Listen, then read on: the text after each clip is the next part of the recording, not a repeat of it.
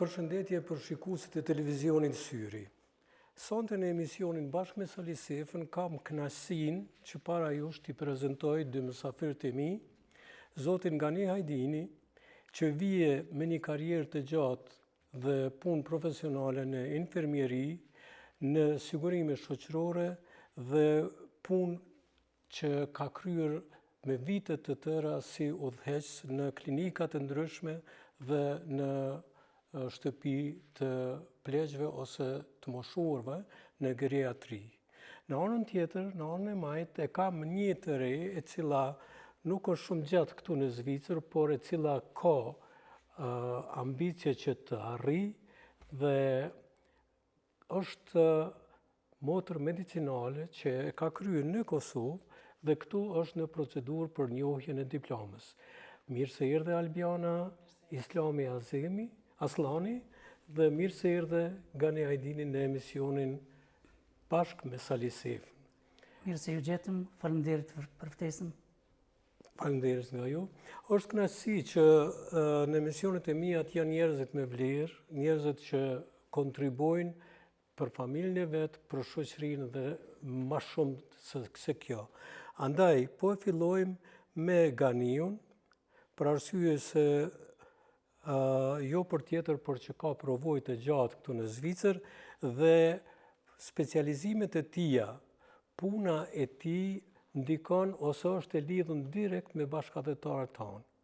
E dim që gjenerata e parë e bashkëdhetarëve tanë tash janë gati shumica në pensionin e pleqërisë. A na thu për sigurimet shoqërore këtu Gani, në përgjithësi si shef ti dhe çka mundesh të ndihmojsh bashkëdhetarët tonë? Po edhe unë që një kohë jam këtu në Zvicër, i bana mbi 35 vite, jam prej gjeneratave dyta që kanë emigru këtu dhe kam përjetuar emigrimin e shumë qytetarëve të gjitha trojve shqiptare këtu para disa viteve që tash kanë dalë në penzion dhe tash që nevojitet në ndihmë dhe përkrahje më shumë se gjithherë. Kështu që për shkak të profesionit që e kam pas, ju kam kushtu me profesionalizëm, po edhe vullnet të madh që t'ju dalë në krah edhe që në moj me aq sa dim edhe mundemi. Tash është momenti, është koha për këta bashkëdhetarët tonë që t'ju jemi afër më shumë se çdo herë. Sepse kur njeriu është ende në gjendje të punoj, ai ka mundësi edhe të gjeneroj vetë. Por tash këta janë në pjesë e moshës ku ndikon shëndeti, ku ndikon pensionet e vogla, të gjitha këtu. Çka mundesh ti t'ju thuash këtyre njerëzve që të informosh, sepse e dim se një pjesë kogjo mirë e madhe e tyre nuk janë aq shumë nuk kanë ndjenin atë shumë në ligjet dhe të drejtat që ju takojnë këtyre. Po, sistemi i Zvicrës është shumë kompleks. Unë përjetoj çdo ditë, edhe pse ballafaqohem me këto tema, kam kryer dhe studimet 3 vjeçare në këtë temë, e shoh se çdo ditë më del nga një sfidë që duhet edhe vetë të informohem. Emisioni sot më shumë do t'ja kushtoj, siç e cek edhe ju, atyre që janë në penzion, mirë po edhe gjithë atyre që nuk janë penzion të rregullt, po kanë deficite shëndetësore, edhe ata kanë mundësi me përfitu prej gjitha mundësive që ja ofron shteti zvicran. A na thu për shembull, ta marrim si fillim numrin e pensionistëve tonë. Me pensionet që ata kanë, sa mujnë me mbijetu dhe a kanë nevoja plotësuese për të jetuar me dinjitet. Po sipas statistikave që e kam bërë gjatë punës time, dikon mbi 3/4 të tyre nuk mund të arrijnë të jetojnë me pensionin e vet. Për shkak se jeta është shumë e shtrejtë dhe pensionet nuk janë aq të larta sa për mbulu harxhimet e tyre. Kjo është një breng financiare, mirë po është edhe një breng emocionale, sepse të punosh 40 vite edhe në fund të ishin varur prej shtetit, një pjesë e tyne kanë shumë problem në aspektin emocional. Çka do të bëjmë? Po detyra e jonë, e imja, po edhe gjithë ata që punojnë me këtë grup të njerëzve, që dalim krah, që ju tregojmë se ku mund t'i marrin ndihmat apo shërbimet që i ofron shteti zvicran. Janë ato ndihma apo janë ndihma plotësuese për pensionistët? Ato shumica janë ndihma plotësuese. Janë ato që janë të përcaktume edhe me ligj të Zvicrës. Do thotë nuk duhet me hezitu qytetarët tonë për kërkesat të tilla, sepse ato i takojnë me ligj, ajo është plotësisht legjitime. Plotësisht keni drejt se një pjesë e tyre hezitojnë sepse mendojnë se janë ndihma sociale. Ato nuk janë ndihma sociale, ato janë përkrahje për gjithë ata që kanë nevojë më shumë mbështetje se sa i ofron pensioni tyre. Edhe mbështetja është shumë e madhe, vetëm duhet dihet se ku mirret. Kam dëgjuar që tash kemi edhe në fillim të krijimit të shoqatës pensionistëve në Zvicër.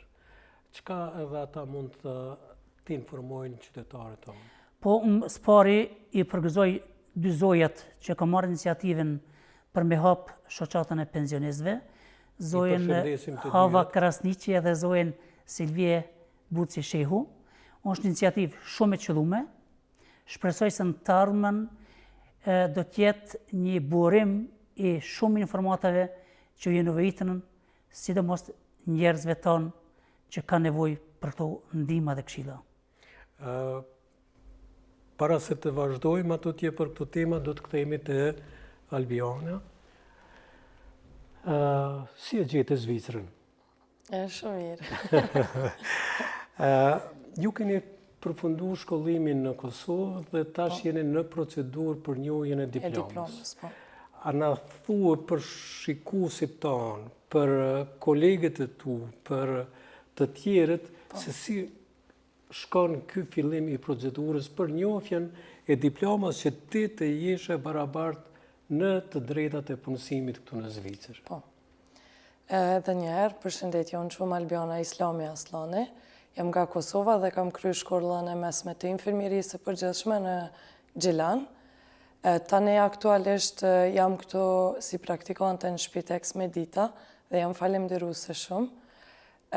Po fillojmë tash me procedurën që jam në sipër për njohjen e diplomës.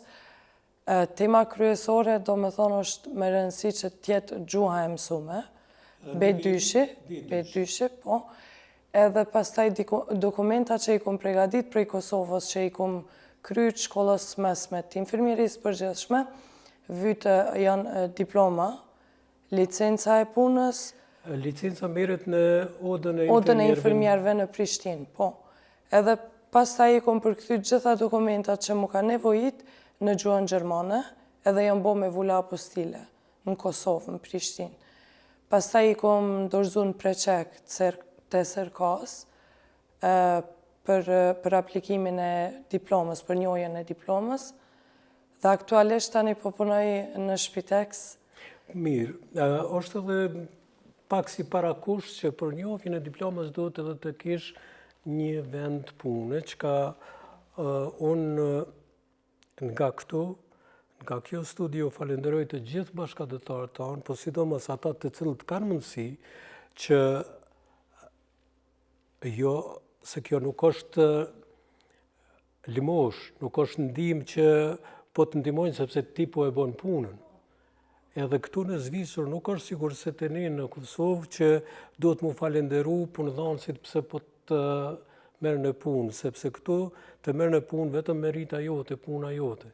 Kështu që unë të përgëzoj ty, përgëzoj për punën, kam edhe informata se jeni në shumë e zellshme në punë, kështu që tash jeni duke e pritur vendimin e kryqit kuq është këtu në Zvicër për njohjen e diplomave. Sa jeni e njoftuar se në çfarë niveli do të njihet diploma jote? Normalisht, sa jam e njoftu me do një fët diploma si fage. Shqip ka ne? është pak problem disa termine të përkthejmë në gjuhën Shqipje, për shkak se nuk ekzistojnë, kështu që do e mos gjatë emisionit, sidomos për këta që jetojnë pjesën gjermane, do të aplikojmë edhe fjalët gjermane. Mirë po është i nivelit 3 vjeçar. Ashtu. Është i nivelit 3 vjeçar. Sqarimi, do të thotë, në Kosovë është 4 vjeçare, ndërsa këtu numërohet ose është niveli 3 vjeçar. Shumë bukur. Gani, po kthehemi te ju. Është shumë e rëndësishme për shikues tanë të ndëgjojnë nga një njeri që ka provojë të gjatë në këtë drejtim për personat, t'i quaj edhe pacientët, të cilët janë në moshë dhe nuk janë në gjendje të kryejnë shërbimet të veta njerëzore për shkak të smundjeve dhe dikush i ndihmon nga familjarët. Çka është kjo më i shpjegu para shikuesve se këtu në Zvicër ekziston edhe ligji për kujdesin familjar? Po, edhe pak më herët tregova që është pak kompleks. Këtu fillon për gjithë ata njerëz që kanë nevojë për mbështetje, fillon prej familjes. Do të thotë familja është ajo e para që ju del ndihmë, jo vetëm të komunitetit tonë, mirë po edhe zvicranëve që jetojnë këtu. Për shkak se profesioni i infermierisë është profesion shumë human, mirë po është profesion që është shumë deficit këtu në Zvicër, mungojnë motra shumë, deri vitin 2050 planifikohet me mungu mbi 50.000 motra. Atëherë një pjesë të përgjegjësisë për m'ju ofru ndihmë e kanë marrë familjarët. Tash te komuniteti jonë është pak më i ndihshëm për shkak se na jem edhe emocionalisht pak më të lidhur me familje, kështu që ndihma e parë vjen prej familjes. Mirë po një pjesë e familjes detyrohen që ta reduktojnë penzumin e punës për t'ju ndihmu familjarëve. Edhe kështu që shteti ja ka mundësu edhe të tillëve që të marrin një kompenzim material për ato që e këshyrin familjes. Është domosdoshme që të bëhet një zvoglim i përqindjes të punës për ata që kujdesen për familje? Po, domosdo nuk është, mirë po është e parashikume edhe prej ekspertëve, po edhe prej shteti që i kanë kriju këto mekanizma që me ja letu dhe familjarit, sepse në qoftë se familjarit punon 100%, edhe plus vjen mramje, edhe kujdeset për familjarin, është pak një rrezik që mund me shku edhe në një burnout, që atëherë është shumë keq edhe për familjen. Shumë keq për familjen. Kështu që ideja është me reduktu punën ata për me mujtën edhe e plotësojnë me familjarë. Unë e shoh këtë nga ona profesionale se çdo ndërprerje e një gjendje që mundet me kalu në gjendje ma tronë, është edhe për shtetin ma e levërdishme. Në këtë rast, ti e përmenë smundjen burnout që shpesh herë ndikon, ndodh, dhe ajo është nevojitet edhe shpenzimet mdoja për shërim. Andaj, a duhet këta familjarë të cilët tentojnë edhe ashtu kështu e thes shumë bukur nga ana emocionale, a duhet të kenë ata një lloj dije sa i përket se ata vinë edhe për profesioneve të tjera, një dije për kujdesjet familjarëve? Po, gjithsesi, kur kanë fillu të bëhen këto projekte, unë e kam pas fatin të jem në sektorin publik, atëherë kam punu në sektorin e Ministrisë të Punëve Sociale, edhe pasi që isha me një pozicionu dhe hec, në gjitha projektet pilot, kam marrë pjesë, edhe atëherë është mendu edhe kjo, që për të kry një punë, nevojitet edhe minimumi i një përgatitje profesionale të infermierisë. Kështu që janë disa mundësi se si ju ndihmohen njerëzve me nevoja. Një është përmes shpitekseve, që sot ka shumë shpitekse, aty nëse dikush e merr përsipër për të ndihmuar familjarit, atëherë e kryen edhe një kurs për ndihmës të infermierit. Për një përgatitje spaku Për një përgatitje spaku me pas një bazë minimale. Për shembull aty mësohet transferi i pacientit, si e merr pacientin, edhe prekre vekit në karrocë, edhe kundërta njerëzit që janë me shembull me paraliza të ndryshme, si veshën, si ju deshën teshat, kjo është ajo themelorja që duhet mësohet. Edhe është kusht që mbrëna një viti që çdo familjar duhet ta kryejë këtë kurs nëse ndihma shkon përmes shpiteksit. Mirëpo ka edhe ndihma tjera që nuk ka nevojë ta kryejnë këtë kurs, po atëherë nuk ka të bëjë me infermieri. Do të thotë se unë e kuptoj, nëse ka kujdes shtëpiak, për mirëmbajtje shtëpiake, nuk ka nevojë me Plotësisht ki drejt. Ndërsa për tash këto kurse, brenda një periudhe prej kur ka fillu që të mirët me atë punë, ose edhe në mënyrë zyrtare ta them, nevojitet brenda një viti që patjetër ai person ta kryej kursin dhe ta merr një certifikat të përgatitjes spaku për nevojat më të. Ashtu është kriter. Përndryshe, brenda një viti nëse nuk kryhet ky kurs, atëherë ndërpritet kontrata me shpiteksin. Kjo kontratë është domosdoshme që gjithë herët shkon me një shpiteks? E theksova edhe pak më herët, nëse shkon përmes shpiteksit, është që duhet kontratë me bë. Mirë po ka edhe shumë shërbime tjera që janë të pavarura prej shpiteksit. Ato do t'i sqaroj me kohë se shpiteksi është vetëm një pjesë. Pjesa tjetër është gjithashtu shumë e rëndësishme edhe shumë e madhe që nuk ka nevojë përmes shpiteksit me krye. Gani, ta marrim për shembull një familjar që kujdeset për prindërit. Edhe kemi raste të plota kur kemi pacientë që janë të palëvizshëm dhe krijohen dekupituese ndryshme. Çaj pacient, çaj kujdestar i familjes, a ka të drejtë edhe në atë të hynë në mirëmbajtjen e pacientit, sidomos të plagëshme? Jo. Do të thotë është shtesë në është shtesë. Do të thotë shpiteksi nuk është mbrapa veç për me shiku situatën, po edhe me intervenu. Këta shteti, kur i ka bërë këto programe, i kanë dalë në 3 kategori, se shka kanë drejt familjartë, shka kanë drejt Sukër Albiana që pret me marrë diplomën me një shkollë 3 vjeçare edhe shka nevojitet për shkollën 4 vjeçare që është niveli HF.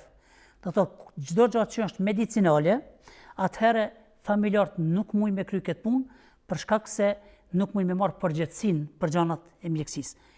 Familjarët e marrin vetëm bazën kur është për shembull mi pastru, mi vesh, mi çutë mjeku, me shku me ble, mirë po nëse kalon në gjana mjekësore, atëherë infermierët e shpiteksit janë të obligume për me intervenu. Përndryshe, na mbajmë përgjegjësi nëse ndodh me pacientin diçka. Shumë bukur, vazhdojmë përsëri me këtë temë, por po kthehemi te Albiana. Albiana ndëgjove Ganiun se tha deri në vitin 2050 Zvicra do të ketë shumë nevojë për profesionin tuaj. Këtu në Zvicër ekzistojnë 100 mundësi, thuhet, se edhe pas njohjes që po pres shumë shpejt që ta merrni njohjen e diplomës si FAGE, ka mundësi që gjithmonë me modulet ndryshme, me weiterbildunge që i binë, që ti të avancohesh ende. Je e gatshme për këtë punë? Besoj se po. Duhet ta bësh, sepse merr në këtë.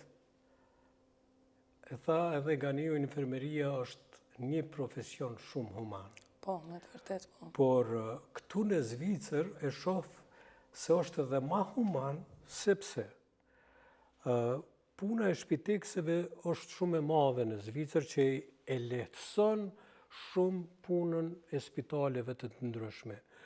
Por shpesh herë ndodh që një profesioniste nga shpitesi shkon në shtëpia të pacientëve, që duhet kujdes për to, edhe ka edhe në aso raste ku ka ndodhur keqpërdorime të ndryshme. Kështu që uroj që asnjëherë në jetë mos të kesh ndonjë problem në këtë drejtim, por ai pacient të shikohet pikërisht pacient që duhet me u Për atë po mundohemi. Sa keni ardhur të përgatitur prej Kosovës, sidomos në këtë drejtim, kur e dim që në Kosovë nuk ekzistojnë të mjaftueshme shtëpi të pleqve, sidomos në geriatri, kur njerëzit shpesh herë janë edhe me demence të mëdha që nuk të kuptojnë, nuk dinë, nuk janë vetëdijshëm. Sa jeni të përgatitur për këtë drejtim? Mjaftoj besueshëm që jam e përgatitur, vetëm se dallon ndoshta prej Kosovës me këtu në Zvicër.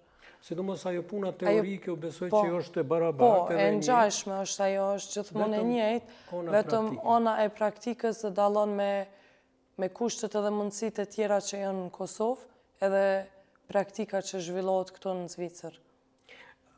E kam edhe një pyetje kështu, për resurset e pacientëve. Te ne shpesh herë nga sigurisht ona emocionale, kur e kemi nanën ose dikan të smur, edhe kur ja një gotë ujë kur t'ja ofrosh, i ndihmojmë. Mendojmë që i bëjmë mirë, mendojmë që e respektojmë, por në fakt ne e dëmtojmë, sepse edhe atë mundësi që ajo ka, ne mundohemi t'ja marrim. Kështu që si e shefti këtë problem këtu edhe në Kosovë? Ndoshta është pak më mirë edhe kur mundohet edhe vetë, edhe është më mirë për shëndetin e saj, ose i tij, pa marrë parasysh për kënë bëhet fjalë, mos më u dorëzu deri në moment fundit, sa të mundësh edhe vetë me u mundu me i Dhe sa ti vësh mundësit funksionet e tua. Është edhe shumë më mirë edhe për shëndetin e personit. Nga ne unë po vlerësoj që Albiona do të ketë një të ardhme të mirë, kështu që vërtet është mirakulli kur të dëgjosh një treg kështu. Nga ne, sa janë qytetarët e tonë të moshave më të vjetra në dijeni për atë çka folëm, sidomos për kujdesin familjar, që ka mundësi të mbulohet edhe ajo kohë që familjari ja dedikon familjarit tjetër. Po të informum janë mesatërisht, për shkak se edhe shoqëria zvicrane bën shumë që t'i informojë qytetarët e vet, po për shkak deficitit gjuhës që kanë, edhe për shkak ndoshta jo të interesit direkt, ka shumë që hezitojnë të marrin drejtat që ju takojnë. Kështu që detyrë e jona, do të imi edhe plot sukuron që punojnë, që t'ja afrojmë mundësinë edhe që tregojmë që janë drejtat e tyre, nuk është si e theksove pak më herët Lëmosh, po është e drejtë. E drejta ka shumë, vetëm duhet të kanë përkrahje pak edhe prej neve. Duhet që shpitekset, njerëz sikur ju që jeni ekspert në sigurimin shoqëror ti njoftoni, edhe ne në këtë rast, në këtë studio, qëllimi kryesor ishte ky, që të njoftohen më shumë për të drejtat e tyre që u takojnë. Po në rënd parë ju falenderoj shumë, se është një emision shumë i qëllum, edhe shpresoj që mbas këtij emisionit një pjesë e madhe e njerëzve që kanë nevojë për këto këshilla, do t'i marrin këshillat, edhe ne pastaj do t'ju ofrojmë mundësitë e këshillave, po edhe të implementimit të tyre që e kanë. Kjo është vërtet mrekulli. Në sqarim, për shembull, gjatë kohë, një familjar është në përkujdesit familjarit tjetër, por ndërkohë ai i keqësohet gjendja dhe dërgohet në spital. Si tash mbetet kjo hapësirë? a ndihmohet edhe për këta që është në spital, por ai nuk kryen shërbim. Çka do të me vepru ai i cili është i certifikuar për mbrojtjen ose për kujdesin e familjarë? Nëse klientit i keqësohet gjendja, edhe ka nevojë për një hospitalizim, atëherë spitali e merr përgjegjësinë komplet për mjekimin e pacientit, edhe në atë kohë familjari e ka një pauzë. Mu po më intereson kjo që a duhet patjetër që me njerë ai kujdestari i cili kujdeset për atë ta lajmëroj shpiteksin se prej kësaj date deri në që datë familjari është në spital. Po gjithsesi, për shkak se nëse shkojmë përmes shpiteksit, një pjesë paguhet prej krankënkasës. Sigurimi shëndetësor, jo krejt. Një pjesë e pagun sigurimi shëndetësor, këtu krankënkasa që i thojnë, një pjesë e pagun komuna, edhe një pjesë e pagun pacienti vetë, dhe të participon me një shumë të vogël. Tash nëse pacienti shkon në spital, edhe spitali ja çon pagesat sigurimit, nuk mujmë na paralelisht edhe na mi avdërgu. Sa atëherë sigurimi thotë nuk ka mundësi të kryen 2 shërbime në njëjtën kohë. Për ato na duhet me pas kujdes edhe familjarët të obligum që të na informojnë. Është shumë mirë, mund është me vazhdu? Kjo është edhe shkajkem edhe si sfidë. Për shembull, na e dim se familjarët edhe në pushim kur shkojnë jashtë Zvicrës, qoftë në Kosovë apo në vendet e ndryshme, se nuk janë vetëm shqiptar, atëherë sigurimi nuk paguën kur je në pushim, e vetmja ka disa krankëkasa që kanë mirë kuptim, nëse edhe familjari edhe pacientin njëjtën kohë jo në pushim, ka disa sigurime, po janë pakicë që e paguajnë. Tjerat na e kanë pru me shkrim që këtu ofrohet shërbimi vetëm brenda Zvicrës. Do të thotë, nëse janë në Zvicër, edhe gjatë kohës pushimi mund të kompenzohet ajo, apo jashtë Zvicrës jo? Jashtë Zvicrës jo. Albiona, çka ju kishe, mas pari po them qartë, edhe nëse ndonjë kolege juaja vije në Zvicër, unë kisha dashur që ata të vinë të mësojnë edhe të përgatiten profesionalisht edhe më shumë dhe të kthehen në vendin e vet, sepse sikur se këtu edhe Kosovës i duhen shumë infermierët, por vërtet me ato më humanet. Çfarë ju kishe preferuar që shumë të rinjt po tentojnë që të vinë në shtetet e perëndimit, që a duhet të kthehen në vendlinje? Mendoj se ndoshta kudo që shkojnë, ta kenë qëllimin kryesor cilin, për shka mendojnë me ardhë, po, për shka ka ardhë, edhe mendoj se si këtu ose si në Kosovë është mundësia e të dyanshme, do më thonë. Mundësh edhe këtu mja dalë, mundësh edhe atje mja dalë. Varet se ti ku zgjedh me jetu. Ashtu. Gani, në Kosovë kemi një problem që na dhem të gjithëve. Mungon sigurimi shëndetësor të pacientëve ose krankënkasa këtu. Sa mënot më zhvillu një mjekësi në një vend ku ende nuk kemi sigurim shëndetësor, edhe a është tepër sfiduese që të ketë çdo qytetar në mënyrë obligative ta ketë sigurimin shëndetësor dhe atëherë shëndetësia do të jetë krejt ndryshe në Kosovë, sepse edhe ti lidhesh edhe atje edhe këtu. Edhe kur e sheh atje se çfarë gjendje është, sigurisht se të jep një farë mundi që të kontribojsh edhe në këtë drejtim. Drejt me tregu, unë shkoj shumë shpesh në Kosovë, edhe gjendja që është e mjerueshme në mjeksi, jo për shkak të profesionistëve, po shkaku kryesor sipas bindjeve të mia është që mungon sistemi i sigurimeve shëndetësore. Për shkak se momentalisht profesioni më human që është mjekësia është shndruar me një biznes në formë shumë tegër.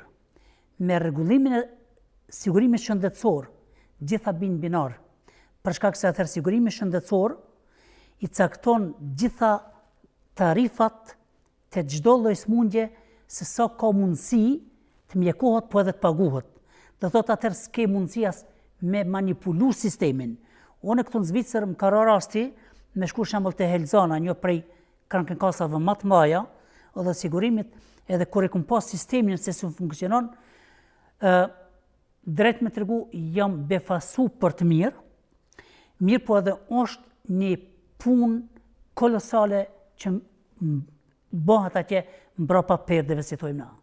Do thotë jon atje kontrolla shumë e madhe, po është shumë korrekte.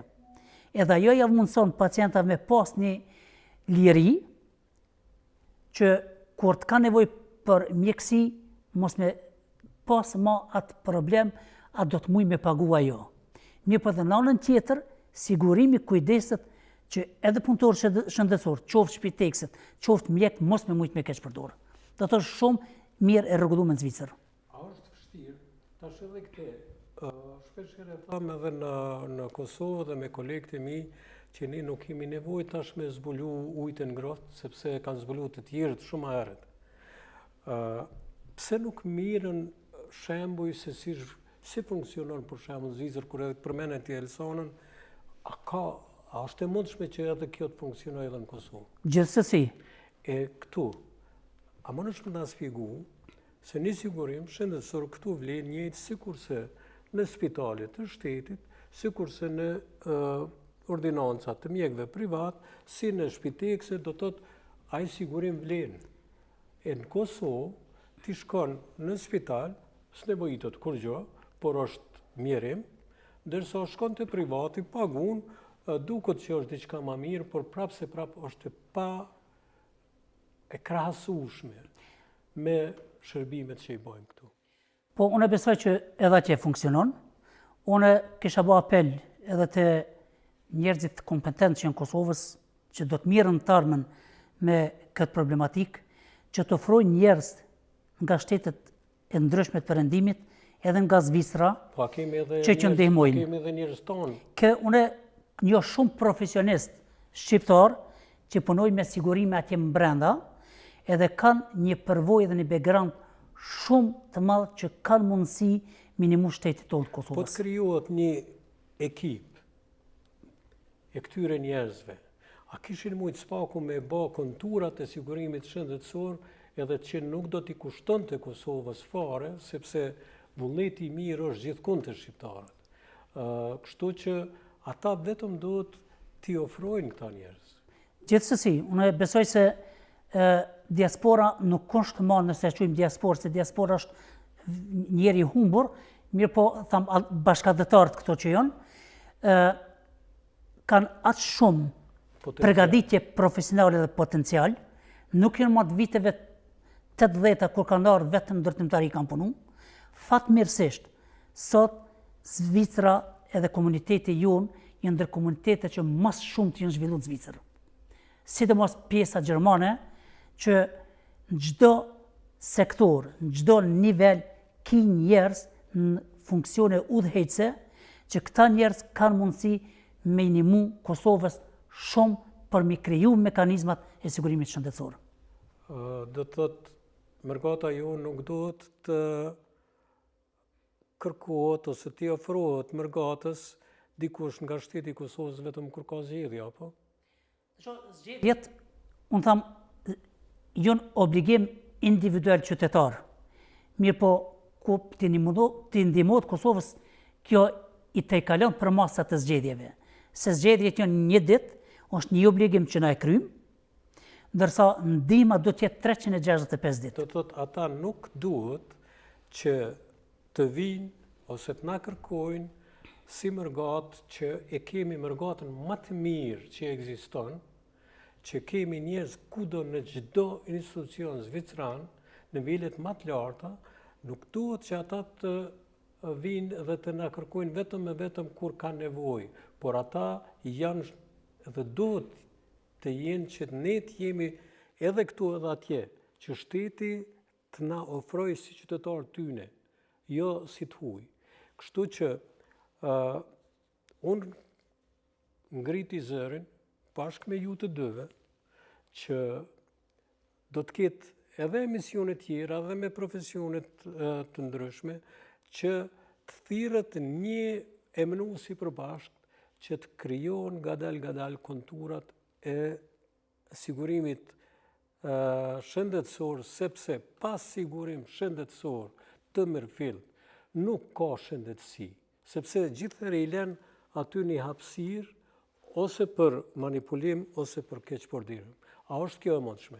Është e mundshme, edhe është një prej temave primare që e ka Kosova. Sot trit nuk ikin prej Kosovës për shkak të parëve, as për shkak të kushteve tjera. Një prej temave kryesore sipas bindjeve të mia është mjekësia. Për shkak se kur je i smut, ma të eshe vetëm një drejtim, gjithë tjera të lanë është më shëru.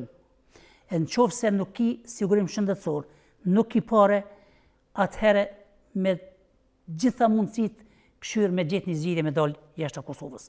Nuk po thamë që ka mjek shumë të mirë, ka shumë profesionista në Kosovë, edhe jënë të e ba një punë shumë të mirë mjekët.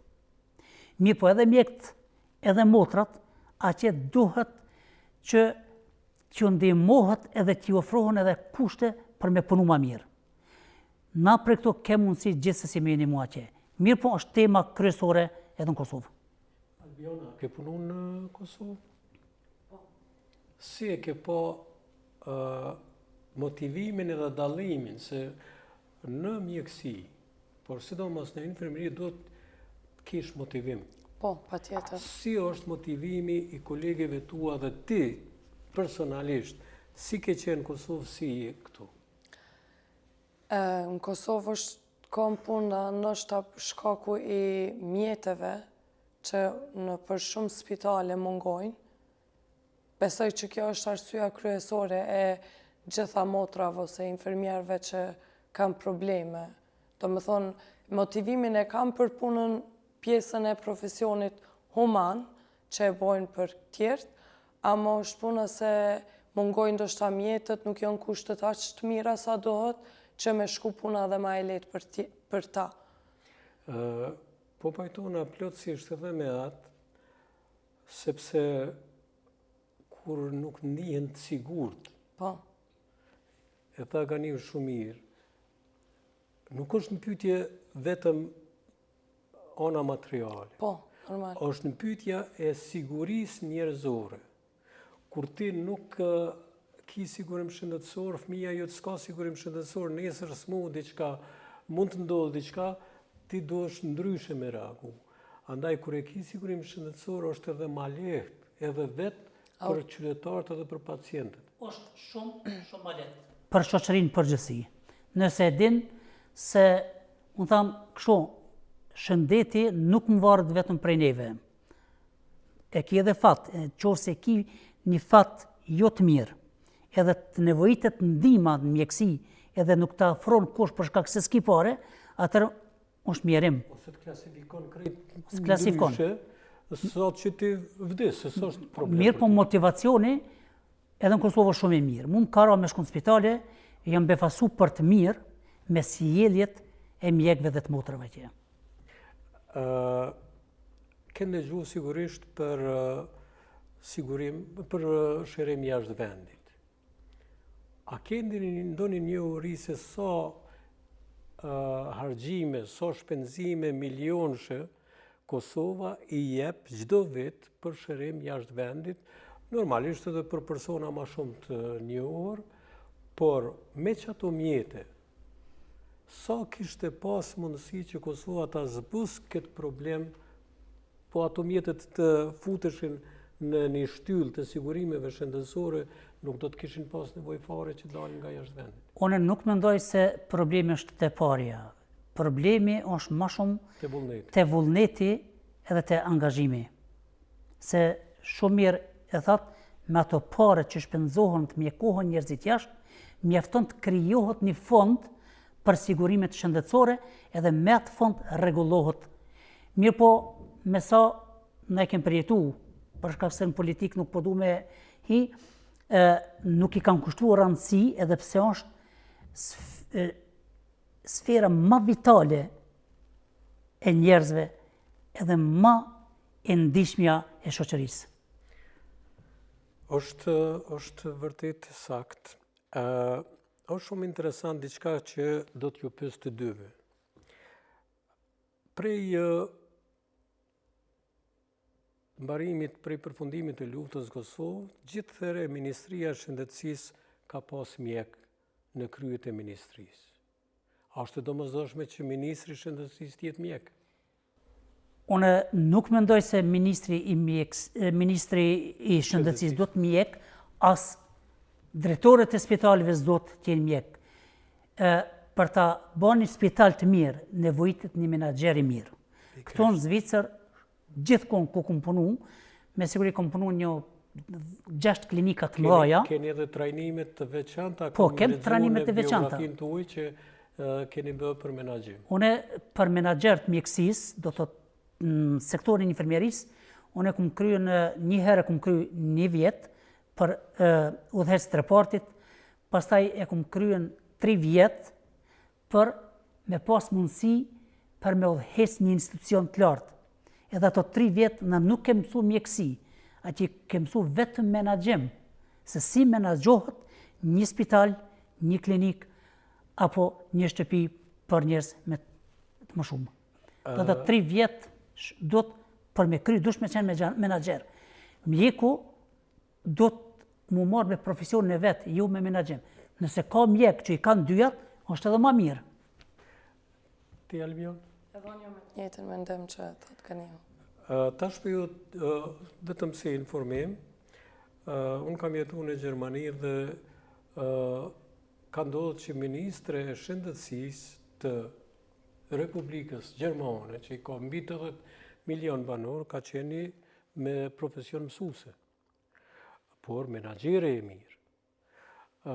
Unë mendoj se në kryet e Ministrisë së Shëndetësisë duhet të vijë një menaxher i cili din të menaxhoj se si duhet të funksionoj sidomos shëndetësia. Mjekun ta lëm para pacientit. Edhe unë pajtohem me atë që ka e the se vërtet atë mundësin që e kanë mjekët dhe vërtet po e bojnë në Kosovë, por kushtet të tjera, rrethonat të tjera, vërtet mungojnë prej ona psikologjike, motivimi, pastaj pasiguria, pastaj unë e shoh se kur një mjek e shef se nuk ka mundësi ti ndihmoj një pacienti vetëm e vetëm pse ai nuk ka mjete për ta paguar, ajo është mirim. Andaj, kjo studio dhe ky emision urojmë që të shkon në vesh të duhur dhe ta qesin gishtin e kokë se e kemi të kot duke u shpenzuar mjetet marramense, edhe askush ka është me keqja se kam informatat sakta, që askush nuk interesohet kur pacientët shkojnë për shërim në Turki, ku paguajnë mjete marramense dhe ju ofrohet shërbim që ata nuk e kanë idenë se për çka është. Andaj, ato mjete që bëhen, që shpenzohen, të shpenzohen për fonde, edhe nëse nuk arrihet ai plus me përqindjen e punëtorëve që punojnë, ai plus të bëhet një subvencionim prej shtetit. Kështu që arrihet spaku ta kemi një sigurim bazik shëndetësor në Kosovë. Gani, por në fund kisha dashur që t'ju jepsh një mesazh gjithë qytetarëve tonë në Zvicër që kanë nevojë për atë çka folëm dhe mos të hezitojnë që të ofrohen në shpitekse për ndihmë, për sidomos ka nevojë që t'i këshilloni. Dhe a jeni njëri prej atyre që nuk kurse në kohë vetëm t'ju ndihmosh? Po, drejt me ndërku, kjo është puna imja primare. Unë edhe pse jam udhëhec në Shpiteks Medita, punën kryesore baj që ndihmoj për drejtat e pacientave tonë në rënd parë, po dhe gjithë atyre që kanë nevojë. Se mundësit janë shumë të mëdha. Unë ju bëj apel gjithëve, le të konsultohen, sepse kanë atë shumë mundësi me marrë prej shtetit, që ju takon, nuk është lëmosh, po është e drejtë e tyre.